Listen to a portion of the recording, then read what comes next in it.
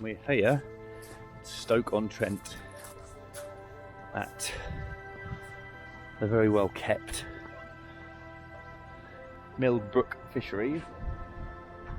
Got 400 metres of net on. The boys have just chucked on there. Right, Dave? Yeah. And then there is always a snag down there somewhere. So we're going to chuck a load of net about and have a play about. So I'll try and show you exactly what I'm doing as I go. It won't be the highest of quality videos, but yeah, beached 400 metres. Let's go. I can get a bit more net than this on this boat, believe it or not. I've had 650 metres on here before. Bit hairy, gotta be careful obviously, health and safety. So yeah, we're going to shoot 200, which is joined together down this end, which is the deeper end. And the whole lake net's okay, it's just awkward. Islands, big gaps in the island. Guy fished last night, had 2 from in the island, but we're not trying to catch carp really. It's nice to see them, but we are trying to just, lakes like this, we only do it every couple of years. Helps really, there's not tons and tons of silvers in here. Because basically the carp have a lot of space to grow. A lot of people say, oh, you need a natural balance, you need this, you need that. No, you don't. You know, these are man-made lakes, they're businesses, and everyone's different. Some people don't want silverfish in their lakes. Some people want mixed fisheries, and we cater for all. We go to all. It'd be boring if there was carp everywhere, and there isn't, basically. There's plenty of lakes with no carp in. Trick is when you go around islands, you want to keep, like I keep saying, you keep a wide berth off when you're shooting big nets, because it's quite often rolling down islands is when you start to have problems. So this is the snag is in between this and down here, so I'm going to start trying to avoid it. The trouble with me is I always want to take out as much water as I possibly can. It's really windy as well. So yeah, be careful when you're shooting.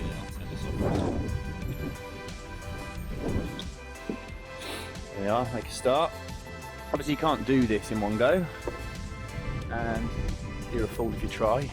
A lot of people will try and drag a net up a long way, and the least amount of dragging you have to do, the better really.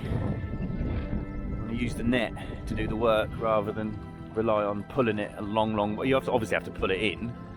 The difference between using more hundreds of meters, a lot of people who've seen it, they've got a few nets and they can't be asked to use it all. I'd rather use the net to do the work so I can you know, have a better chance of catching the fish. Because the trouble is, a lot of places everyone's expecting you to turn up and catch all the fish all the time, which obviously isn't possible unless it's drained down. So if you're not taking any water off, you've got to be realistic with your expectations. You can always catch some of the fish. See, again, it looks like I'm leaving a real wide berth. By the time I do this, the lead line is going to ride up on that slope quite a bit. If you went real close to there, it would be a nightmare. So just giving it a bit of wide berth,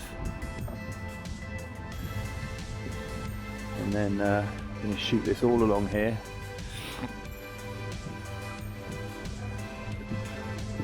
See how we go. And of course there'll be fish in the margins, but again, you've got to do the best you can with the time you got. And if it was drained down, you'd catch more fish, simple. So we'll just shoot these and see how we're getting on. So we've got 400 metres in the water. The only bit we haven't done at the moment is the real shallow end where the wind is blowing. So we'll do that in a minute. They won't move. If they're right on that wind up there, we've kept that dead quiet. See a net in here. It's everywhere. That's what the job's all about with these waters. See how we get on. Normally we catch a nice lot of big fish in one of the sweeps. See how we get on.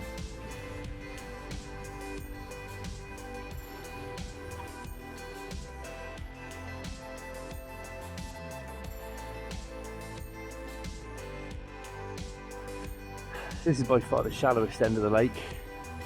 Very weedy up here, very weedy. That's the weed. Going back.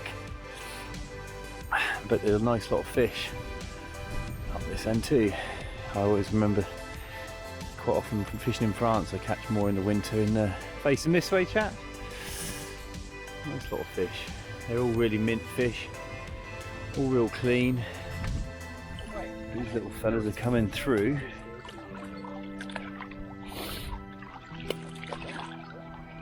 Serious amount of big fish in here. Real clean, real good mouths.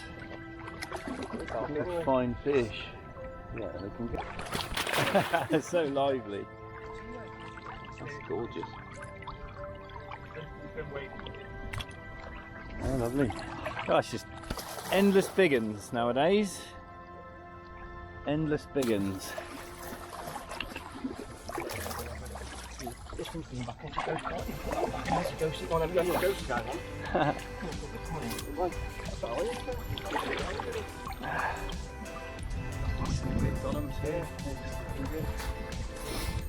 These little bubbies that are coming through, which are just little chunks. Little tanks they are, yeah.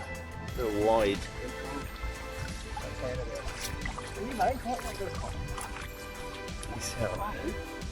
They get these high shoulders. It is growth, but it's not just because of strain. They get it. We've had stunted fish where you put them in ponds and they're bred and they get high shoulders.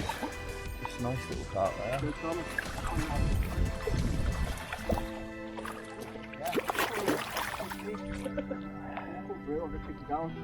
They look lovely. It's mint really clean. Yeah, they're awesome. There's some lovely fish here. There's 2 sweeps done, and yeah, it's all looking good. Craig, the owner, has done wonders here. I mean, it's a very modern carp fishery. It was an old club water years ago. He went through the mill a bit when he first bought it.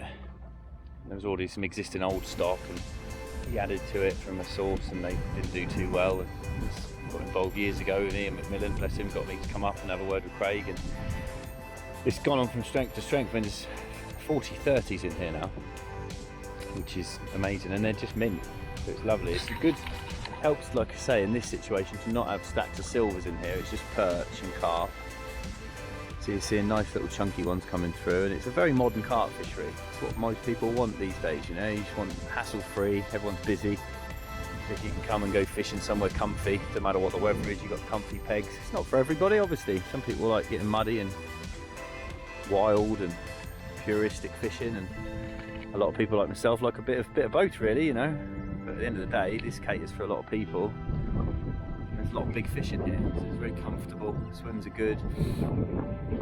It's all been brought out for the modern day carp fishermen, but the average size of the fish is pushing on to 30 now, but with 40-30s in here, without a doubt it'll do a 40 this year. 2022 will be the year I reckon this will do its first 40 pounder.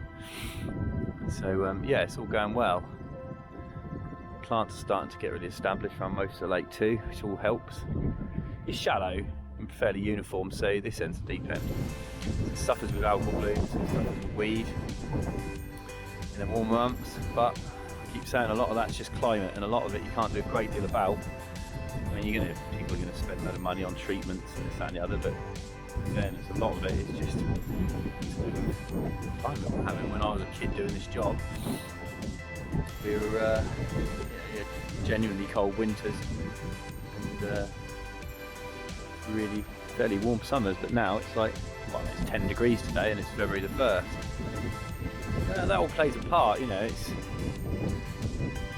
certainly all plays a part. Lots and lots of iris coming up nice now. But yeah, it's just nice to see the fish. It's nice when we come, because we get a lot of places that have got real genuine problems with their stock or genuine problems that they're trying to address, so it's nice to come to places like this where everything's tickety-boo.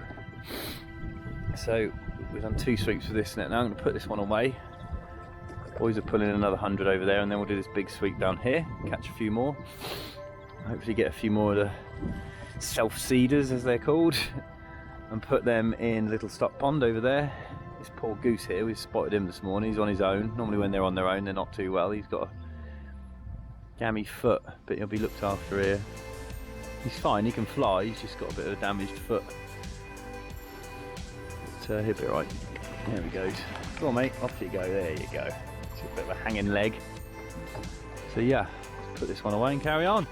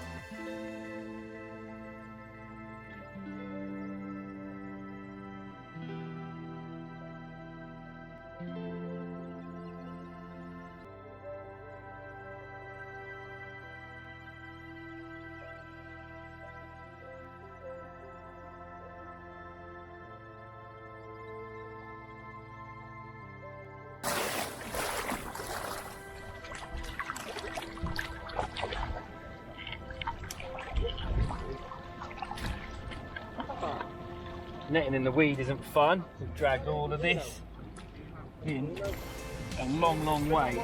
There's a lot of it. You can net in the weed, but it makes obviously everything much harder. And there's a mixture of live and dead. There's weeds in here. It's quite a few fish, but they've done us in the weed. There's plenty of lovely fish like this.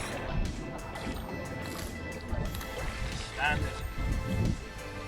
Coming on every year now, these fish. Really nice, loads of them. Yeah, really clean.